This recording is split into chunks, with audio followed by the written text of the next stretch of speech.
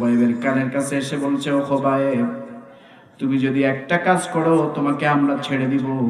সাইয়েদনা খোবাইব বলছে, কি কাজ করতে হবে বলো। সাইয়েদনা খোবাইবকে বলছে, খোবাইব তুমি মুহাম্মদ সাল্লাল্লাহু আলাইহি ওয়াসাল্লামকে একটা গালি দাও। সাইয়েদনা খোবাইব রাদিয়াল্লাহু তাআলা আনহু বলছেন, আমার জীবন চলে যাবে তবু আমি মুহাম্মদ সাল্লাল্লাহু আলাইহি ওয়াসাল্লামকে গালি দিতে পারবো না। আজকের পৃথিবীর মানুষেরা যারা মুহাম্মদ সাল্লাল্লাহু আলাইহি ওয়াসাল্লামকে গালি দেয় না, আবার একটা গ্রুপ আছে কাদিয়ানি, যারা মুহাম্মদ সাল্লাল্লাহু আলাইহি ওয়াসাল্লামকে শেষ নবী মানতে রাজি নয়, ঠিক না?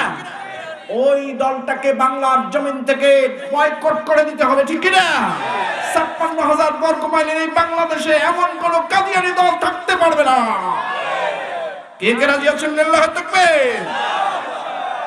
নারায়ে তাকবীর, আল্লাহু আকবার। নারায়ে তাকবীর, আল্লাহু আকবার। আল কোরআনের আলো, ঘরে ঘরে আলো। আল কোরআনের আলো, ঘরে ঘরে আলো। নারায়ে তাকবীর।